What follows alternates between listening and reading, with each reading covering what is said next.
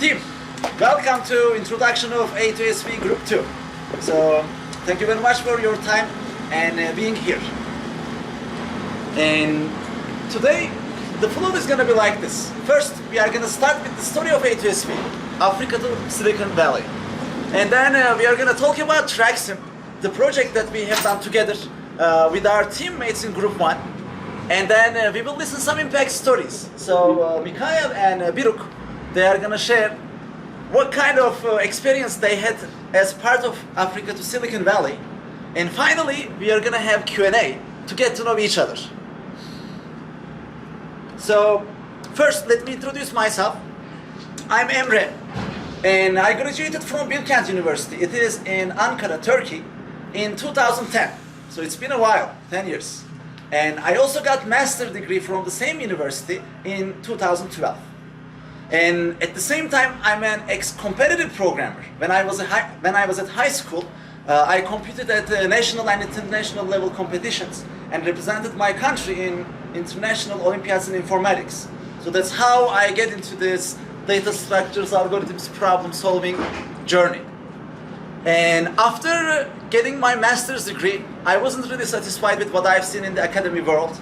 Like, I'm a very idealist person. I really wanted to do research for the sake of science. But what I've seen in the academy was many researchers were doing like publishing papers for the sake of publishing more and more papers, because those were the metrics that were taken care by the management of the universities. And I was very disappointed. And at that time, I said, if I'm going to do paper trading, I'm going to do it in the industry and I'm going to make some money too. That's how I bailed on academy and then switched to industry.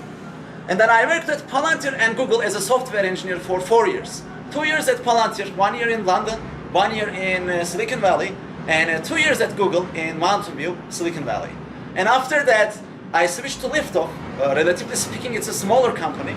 And the idea was to get some exposure to smaller scale company environment, because in the long run my objective was starting my own company. And I worked at Liftoff a little over 3 years as a machine learning engineer. And I'm passionate about life. I really enjoy life and problem solving and education. So that's how I ended up here. So what is A2SV right now? It started as interview preparation program, but in time it grew to something a lot larger than that. And right now, with fancy words, the definition of A2SV is, it's a social enterprise which enables talented young software engineers to create digital solutions to Africa's most pressing problems. So what do we mean by that? Yes, part of it is interview preparation. We would like to get internship opportunities in Silicon Valley. But at the same time, this is not our perpetual goal. We want to build such a strong team with the help of you guys and attack some problems that we live here day-to-day life in Africa. And we all know that how powerful technology is. 40 years ago, there was no Amazon. Maybe there was Apple, but if we go maybe 60 years ago, there was no Apple. No Microsoft, no Google. And if you look at the largest companies in terms of market cap in today's world, you are going to see all these companies in top 10. They are all tech companies and they didn't exist 50 years ago. So that's how powerful tech is.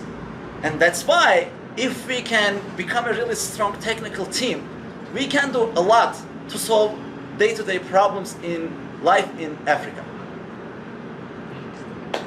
So who we are? First off, we are one team, guys. That's why I keep calling, hey team, good morning team, good afternoon team, good night team. We are one team. And our team currently consists of 3 senior members, me, Burak, and Erden. Erden is not here today, but he's coming soon. And he's going to be part of A2SV 2 as well. So he's going to be going through the training program with you guys. And we have one full-time, Suha. He is with us, former basketball player. It's hard to miss him. He's a little bit too big. And we have one part-time, Solomon. Maybe you guys remember from DLD last year. He was a DLD assistant. That's how we met each other, and he is with us right now. He works for a company in Ethiopia full-time as a product manager, and he's working with us part-time. And currently we have one mentor, Salman. He's an ex-Facebook product manager, currently a co-founder at Parity.io. They are trying to empower startups in Africa and connect them with VCs in America. And we have 22 student engineers. We have some of them already here. Iyop, Biruk, Yisahak, Lydia, Khalid, Kidus, Minase. There are some others, I guess, Gemechu. And ones that are not here, Mikhail. Yeah. And in total, we are 27 teammates. And we are looking to get 37 more new teammates. So where did this number come up? 37. It didn't come up, we didn't target to bring in 37 new people. But once we go over all the applications, indeed we were trying to go down to around 30. But you guys were so good that we couldn't remove anyone else. And that's how we ended up inviting 37 new members to our team. So welcome. So how did this story of A2SV begin? After working for for-profit companies about 8 years, I decided to give back to the society. Like during these 8 years, I worked on very interesting problems with very smart people all around the world. But the objectives of those companies were mostly making more money, and on the way they were also solving some important problems for humanity. That's true. But the objective was making profit, and I wasn't very satisfied with this objective. So as a result, I wanted to give back to society. Like, we don't choose which country we were born. We don't choose our skin color. We don't choose our religion. We don't choose many, many things that are shaping our character in life. They are all given to us. And I just wanted to get the mindset of people who are living in less fortunate side of the world. And that's how I decided to come to Africa. And why Ethiopia? There was one African recruiter in the last company that I worked for. Her name was Jordanos. When I went to her and said, hey, I want to go to Africa, and I'm looking for a country which is safe, in which people speak English, in which there are a lot of young people, and possibly with a big population. And she was like, hey, Emre, you are describing me Ethiopia. And since she was from Ethiopia, I can get her word about Ethiopia, right? Like if she was saying me, hey, Emre, Democratic Republic of Congo is the perfect country for you, but I've never been there, it would have been that easy to come here. But she was from here and she suggested Ethiopia. That's how I ended up coming to Ethiopia. And at that time, I sent emails to around 10 people. Some of them were expats who have been to Ethiopia before. Some of them were professors in the colleges. And nobody replied back to me. And then I decided to come to here and do a little bit more research online after checking in Marsanadis Hotel. It's around Chichinya. Maybe not the best neighborhood, but it was a very clean hotel. And then like I found some online contacts, tried to reach out to them, give some calls, and then send some messages. No luck. And then I was like, okay, the last shot is going there in person and see how things are gonna work out. And then I found Addis Ababa University, walked from Chichinya to here, get to the campus. Since I was French, nobody stopped me. I was just waving to the security guards. They let me in. And then I found a guy, Natnael. He was, I think, like a student representative or something. So he took me to the office of Mr. Natnael. He was the old department head. And there I had a conversation with him, and I explained him my dream. The dream I had was training 5 second-year students. Why second-year students? Because they have more time, right? They have 3 internship opportunities. That was the dream I had. And he said, Emre, why don't you offer this as a course? Like, more people can benefit from this. We would love that. And I'm like, well, I didn't know that I can just walk into the best university of the country in the middle of the semester and become a guest lecturer. So, thanks to him, it has become a course. And then we started as CS 487. I didn't know the department course was SE at that time. That's why it was CS. And in Bilkent, the university I graduated from, the lecture course were starting with CS. That's why it started as CS 487. Introduction to Competitive Programming. And during the first 2 months, the school was already going on. So we get together in the evenings at 5 p.m. Until 8 p.m. At the beginning, we had a lecture part, around 40-45 minutes. It was followed by 2.5 hour of practice session. And for 2 months, we went like this. We covered many different topics. And by the end of 2 months, the school duties were over. So finals, projects, everything was over. And it gave us room to focus on solely data structures, algorithms, problem solving, communication skills, basically things that we are going to need to succeed with the interviews of top Silicon Valley companies. And camps are where magic happens. And I think we have seen this twice now, right? We had 2 camps with group 1. And by the end, we get to the point of succeeding in these top Silicon Valley companies' internship interviews.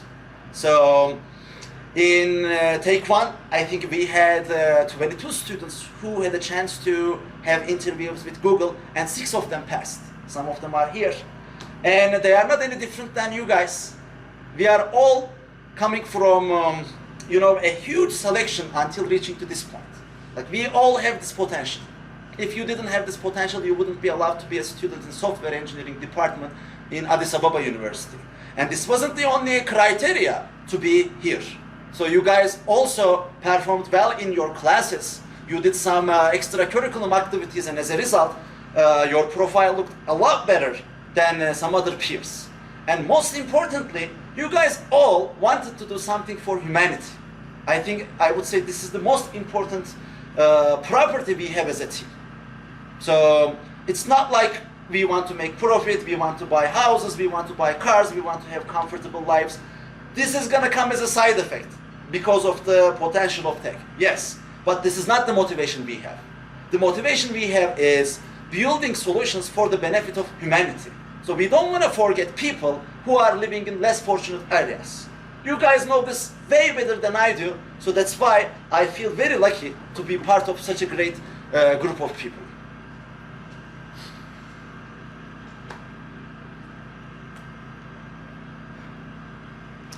Yes, so what are we focusing on? In order to perform well in these interviews with top Silicon Valley companies, things that we should focus on are algorithms. Like, algorithm means a way of solving something. Data structures. Data structures are super useful when it comes to creating programmatic solutions. Problem solving. Like, at the end of the day, what we are trying to do is solving problems. In the interview concept, it's going to be some programmatic problems. In the project concept, this is going to be some real-world problems. Communication skills. Because this is a teamwork, guys. No matter what company you are going to be working for, you are going to be interacting with a lot of people. You are going to give some presentations, you are going to give some speech, you are going to be talking with other people and expressing your ideas. And the better you can express yourself is the better for your career, the better for the company, for the projects you are working on, and so on. And finally, personal development. So we believe good can always be better. And here, we never do relative comparisons. We don't compare Suhaib with anybody else because he's super tall. But for other metrics, again, we don't want to do relative comparisons, guys. Everybody has their own journey in this life. And everybody has their own challenges. But there is one thing for sure. This life is so complicated that there is no way we can guarantee that we have reached to the maximum level in every aspect of it. So, with marginal improvements, we can always seek becoming a better version of ourselves. So that's why we also pay a huge attention on personal development. So yeah, I already mentioned about this part. With the first group, we were a little more lucky. We had in total 3 months, 2 months of study in the first part, lectures, practice sessions. So around 70 hours of teamwork every week, and we were able to do it for about 8 weeks. But with the second group, in terms of time, our timeline is tighter, guys. So we have only 2 months. Today is 30th of December. By 28th of February, we are going to be done with interviews. It's not because we want to rush things, it's because the companies have such timelines. That's why. And we are going to do our best. Like, the other alternative we had was not having group 2 this year. So we chose to have tighter timeline. Yes, you guys are going to have some school duties, you guys are going to have some other stuff that is going on, but at the same time, we are going to do our best given circumstances. And it's going to be followed by 3 weeks of a camp. So with the first group, I think including the interviews, it was around 1 month. But I think in practice it was also like 3 weeks, and it's going to be the same with us. In the first 3 weeks of February, we are going to have a camp, and during the camp, our sole focus is going to be interview preparation. So how do we prepare? What do? We have many different types of sessions. Pair programming. In pair programming sessions, we are going to be paired with one more teammate and we are going to be attacking the same problem together. So what do we learn in these pair programming sessions? Iyop. Hi guys.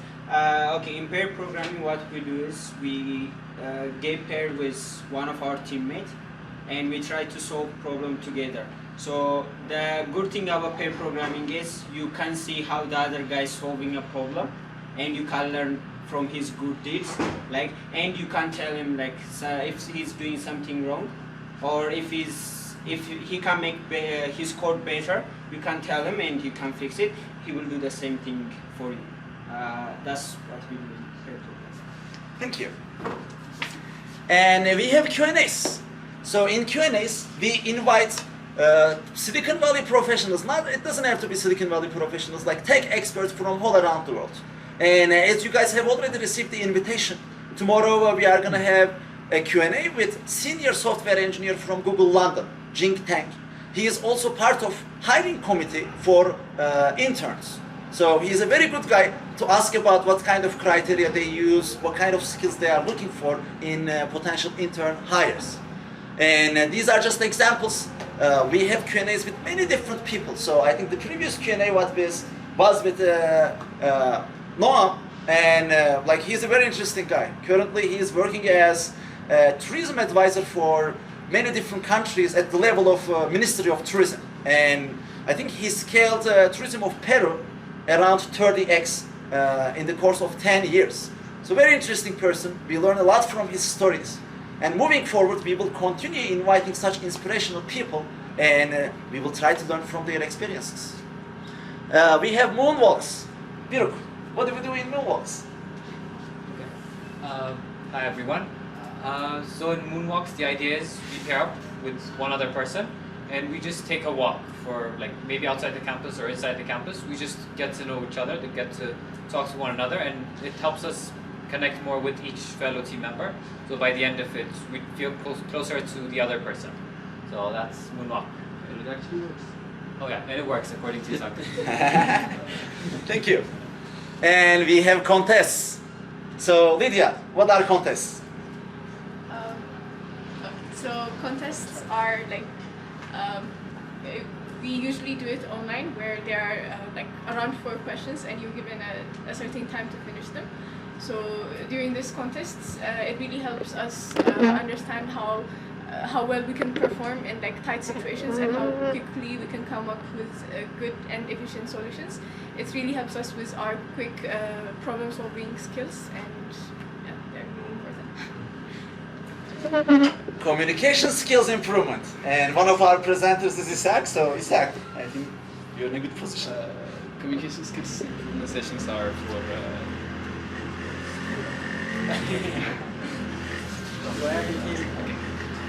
this is the part where we try to come up with some topics that you guys can improve on, or just us too, things we can improve on, and we can do research on them and make presentations, and most importantly, we have some games.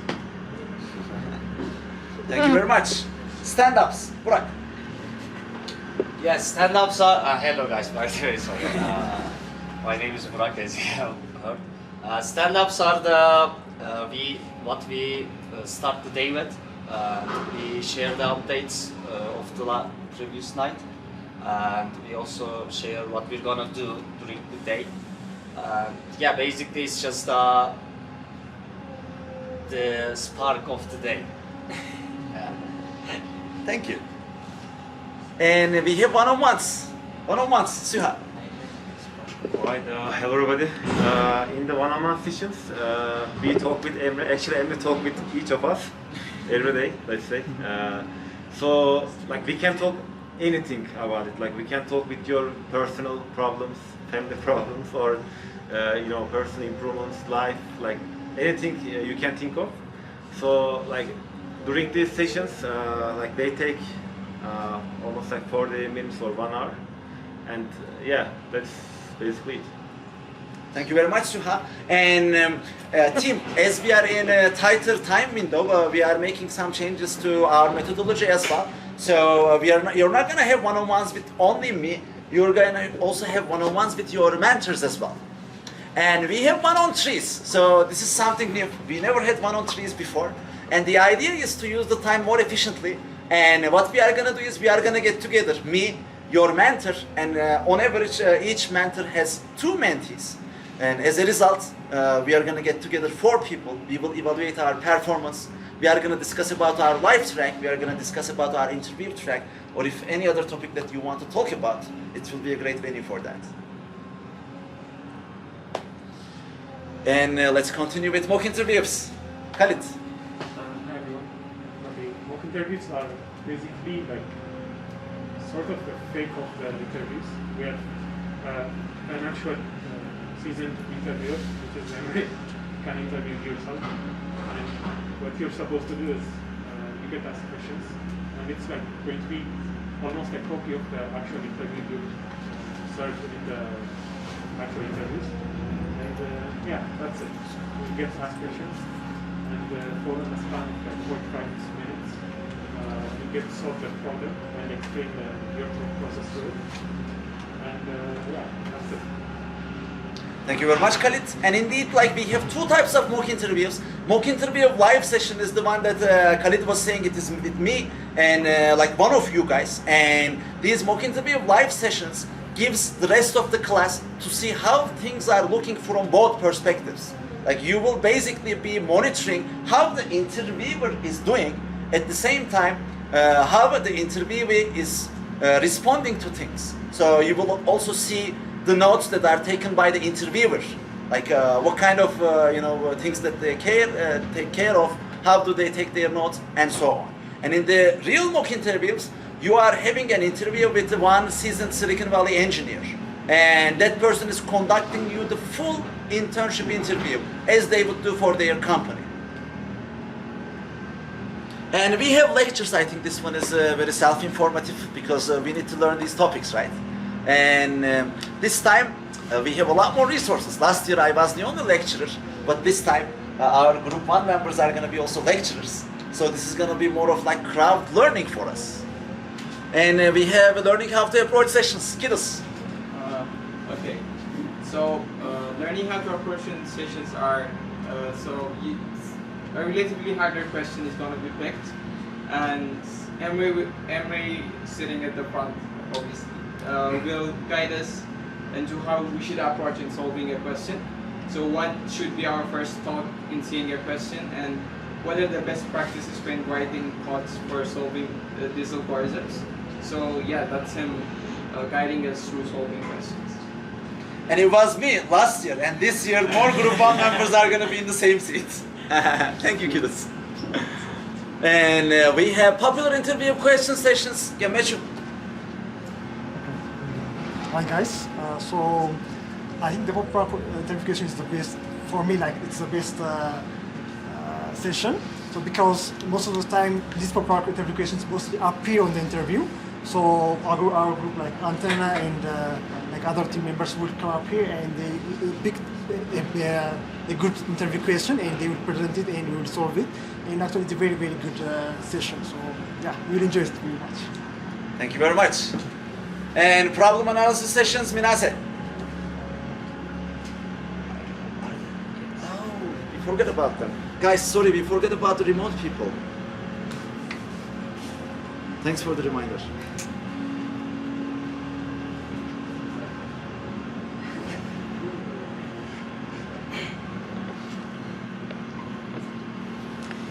Remote people, we are really sorry, we forget about that, but here we are.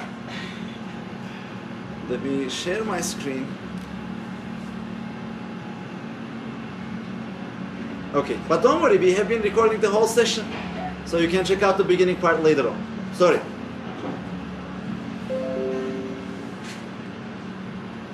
Alrighty, so let's get back to here. Yes, Minase, problem analysis sessions.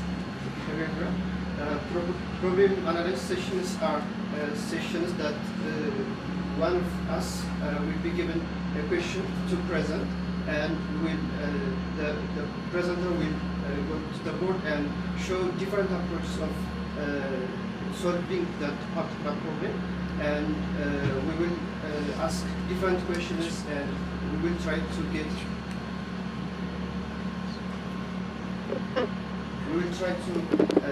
every approach and learning this we can get from analyzing that question. Especially this helps us when we solve questions. We might have like one particular kind of approach, but doing problem analysis on the board will give us a broader version, so we can see different approaches for the similar question.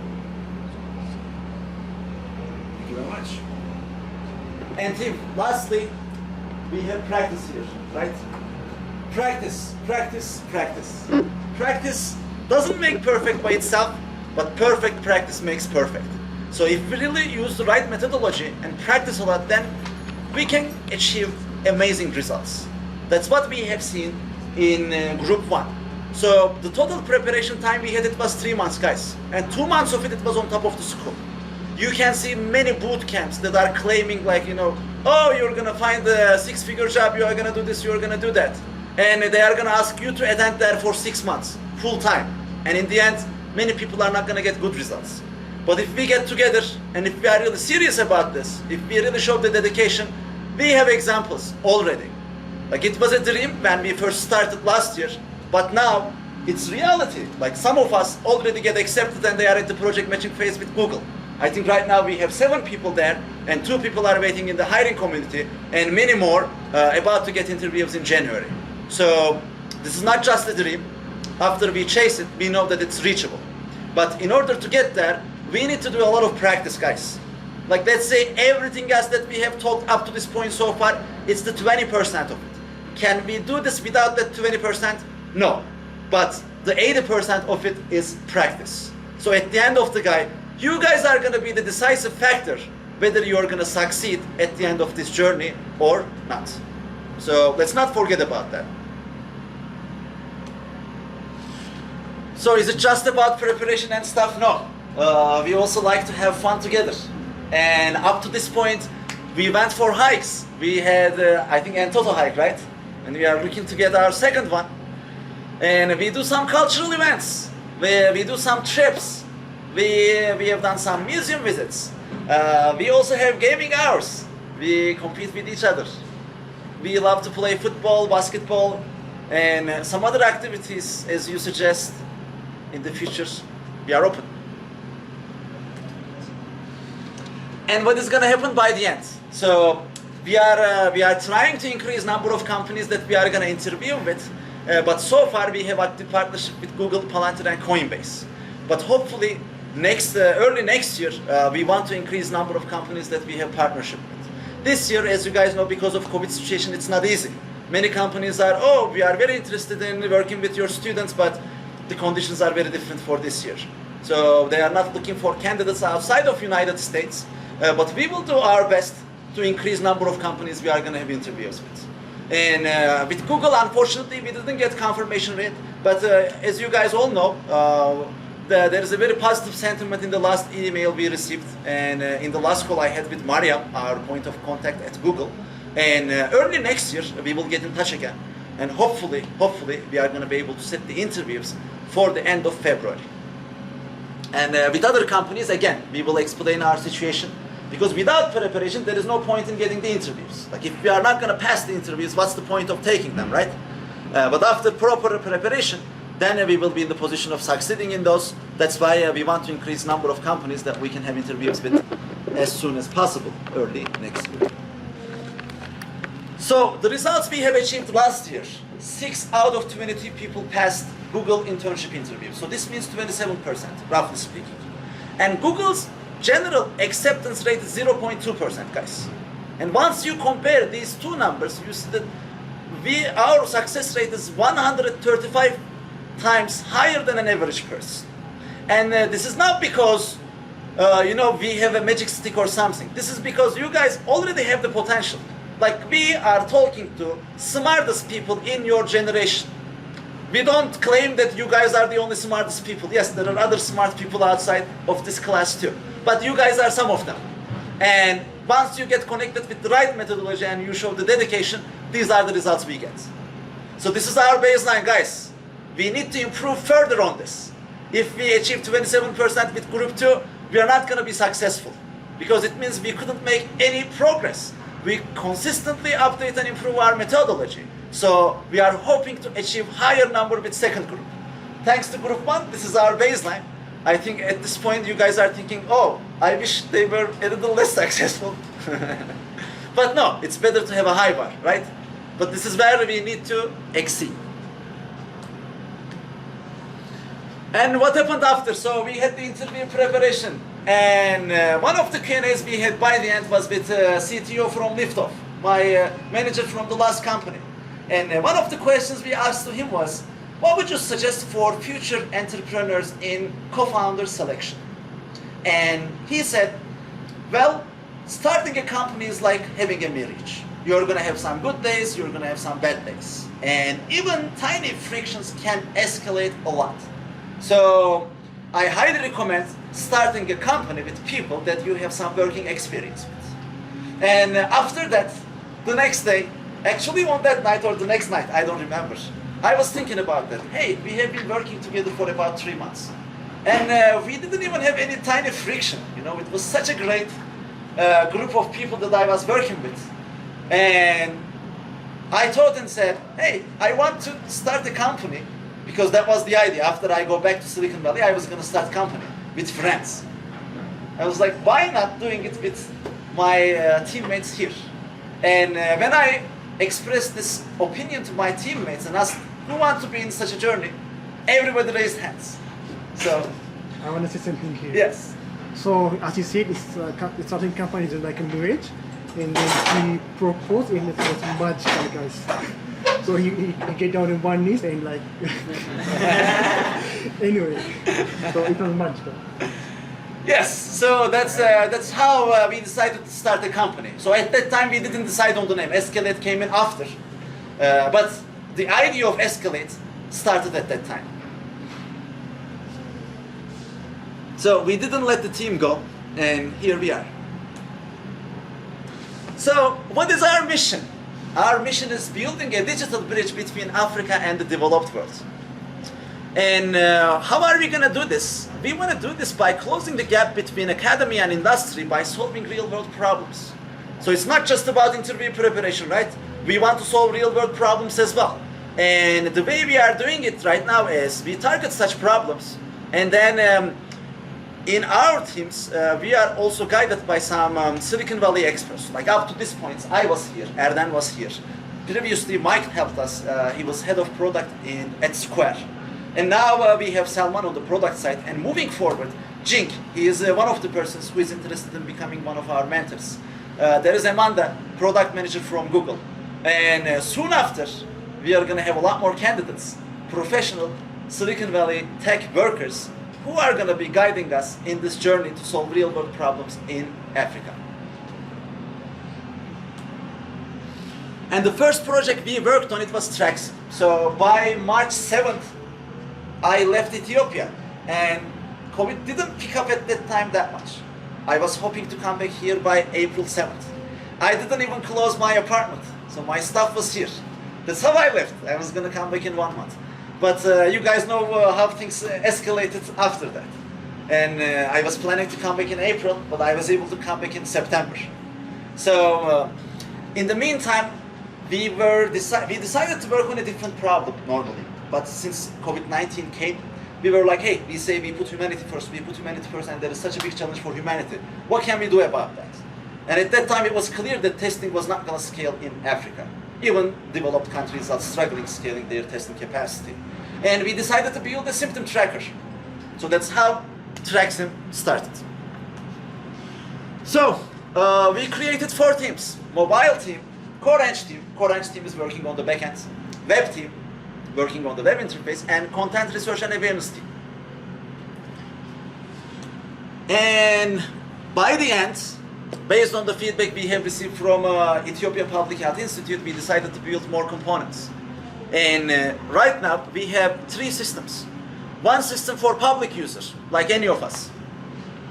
One system for healthcare workers, like doctors, nurses, lab technicians. And one system for government workers, people who are in Ministry of Health or Public Health Institute, who can decide on local policies or monitor the spread around the country and make critical decisions. So for each of them, we have websites and mobile apps. I'm not going to go into details and waste our time here, but you guys feel free to check out them by going to traxim.app address. It's also available in Amharic and Afan Oromo and Turkish, besides English.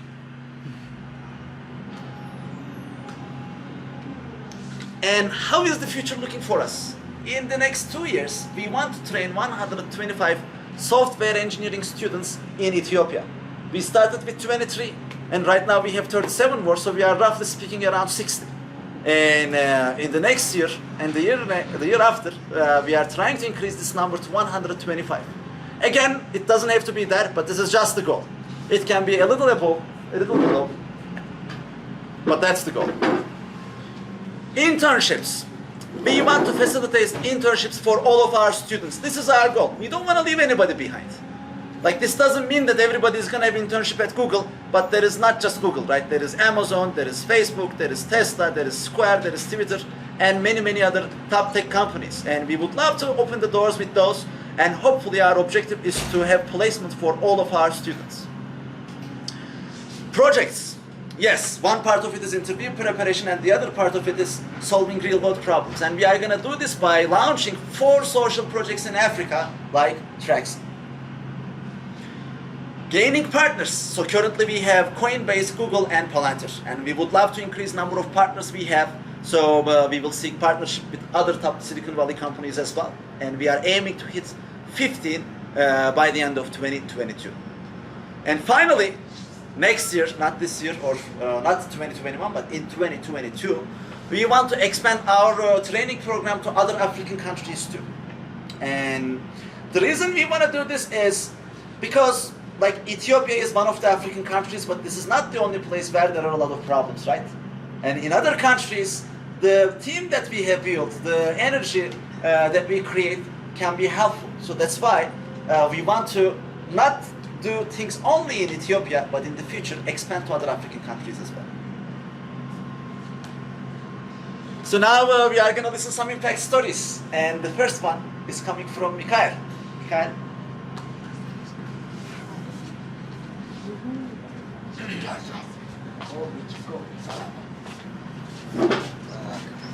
Hi everyone. Hi everyone. Can you hear me? My name is Mikhail Gashaw. Yeah, most of you know me. I'm here like to talk about my impact stories. So basically, before I do that, I want to start. Well, I want to start what my experience was before A2SV. I mean, that's the only clear or obvious comparison for me. And I'll try to put it in 3 phases before A2SV, doing, and in the future.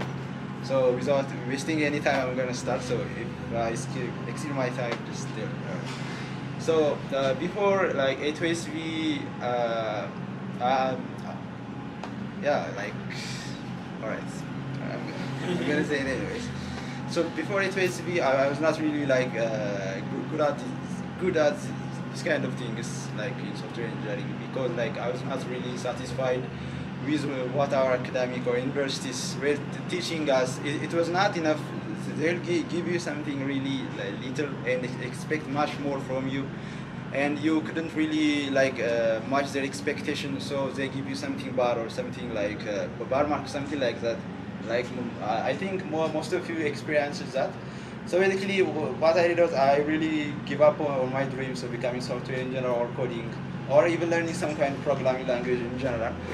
So basically, my life was just like that before A2SV. Point. All right. I'm gonna come to the middle one. So basically, I kind of heard this program A2SV, and it's going to Silicon Valley and Google internship. Wow! And I said, wow, this is really an opportunity for me to use. I could really just grow my skills and become a better person. You know, like the only idea sunk in my eyes was internship into Google or Silicon Valley, something like that. Yeah, but like as I told you, I didn't have the grades that required to be joined maybe. So basically, I didn't really join. That was really maybe that was bad. So basically, what I did was I really tried again, tried to join, and yeah, I was talked to Emre and I showed my like grades. So thank God I have some good grades in the middle. So basically, that helped me to join. And in the beginning of the lectures, everything, I was really scared. Like I thought I was not gonna make it at the end of the program because of the nights, and also like we come from the classes and go to the lectures and this kind of stuff. So I was really tired. I really headache. So basically, I thought I'm gonna quit anyways. So basically, so I thought, where am I gonna go after this? Am I gonna go to my previous life? No, I'm not gonna do that. So basically, I kinda suck it up and started learning. And after a while, it kinda became good. All the things that were really secret for me and become really obvious. And after that, it was the main like breaking point was like turning point was the camp. At that point, we really practiced more. We did everything, and also that's the point we built a team. We became a team at that point. After that, my life changed. I can say my life changed to A2SV. And to my third point was like in the future. So basically, with the skills I got from A2SV, now I believe I can achieve anything. Like if any obstacles or any stone are thrown in me, I believe I can handle it. Like I didn't really get I didn't just get anything about data structures or coding or something like that. I got something much more than just becoming a data structure or becoming an internship going to Google.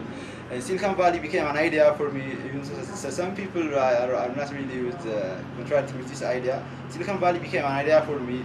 Why go there? We can also make Silicon Valley here, with the team we have and with the team spirit we have, and also with Emre guiding us. I think we can build our own thing here.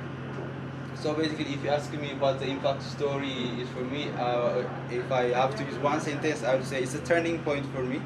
It's a turning point from maybe nothing to something, or it's a big turning point for me. Like if someone asks me to mention a point, like where you felt something changed for me, I would really say this A2SV. And after that, with this kind of things, with the hiking, with the team events, we really build our team. It really builds our team spirit. So basically, at that point, like we were the first one. So basically, I didn't take my time, right? Okay.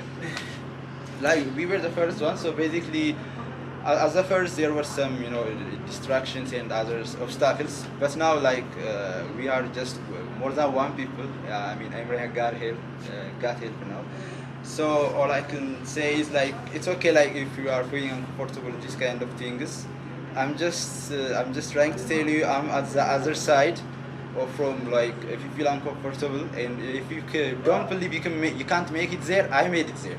If I can make it, you guys can make it. Yes, definitely. I'm just telling you this. I'm just here to tell you it's possible. So basically, this is my impact story. What am I missing?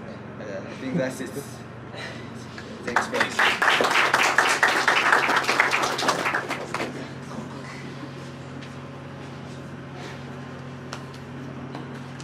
Okay, hi everyone again.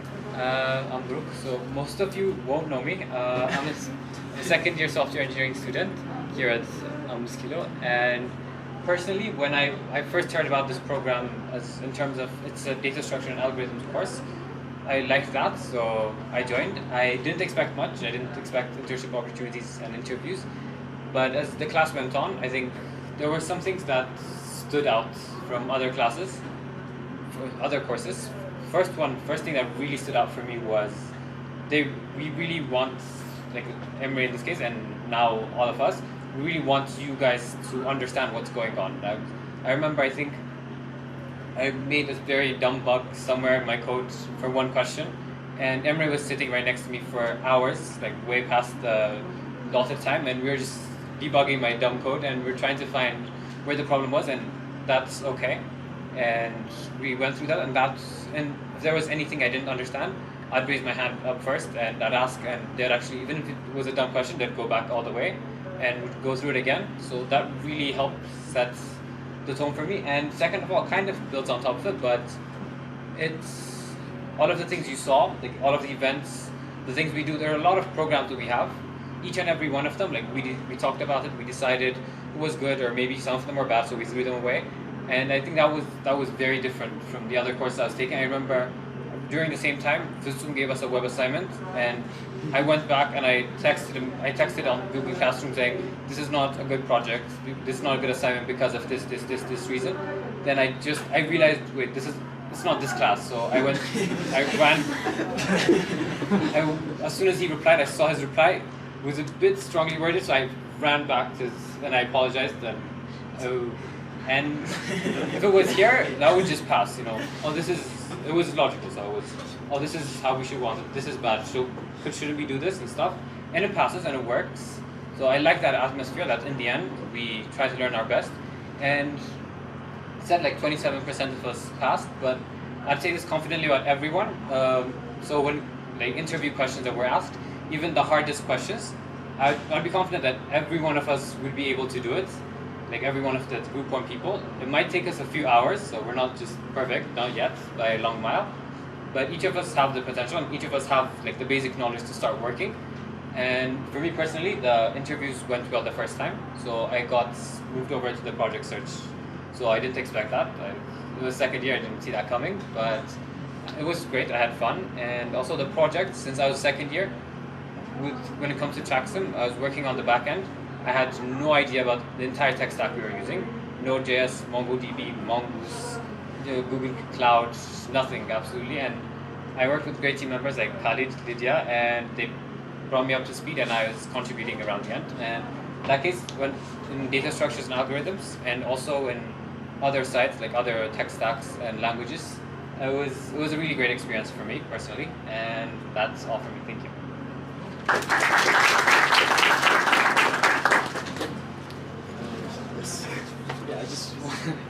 I just wanted to add a couple of points. Me personally, I personally am not the most motivated kind of guy. I'm not the guy that just goes around and takes initiative and registers to this. I was not even that motivated to join this club, but one thing I wanted to point out is after I've joined here, I started thinking, what would I have missed if I didn't join? And like, I could not even imagine how dumb I would have been. Like, that's just my words. I know I didn't mean it offensively, but I realized it would have been so stupid to not join. And like, what I'm trying to say here is, if in any case, forget about internship, forget about projects, if in any case this anything interests you, anything makes you curious, data structures, algorithms, solving problems, if any of this makes you curious, you'll realize later that like if you hadn't joined this group, you'd not have been able to solve like DFS questions or something. And that's what bothered me the most personally. That's why. And another thing I wanted to mention is, for sure you're gonna make friends.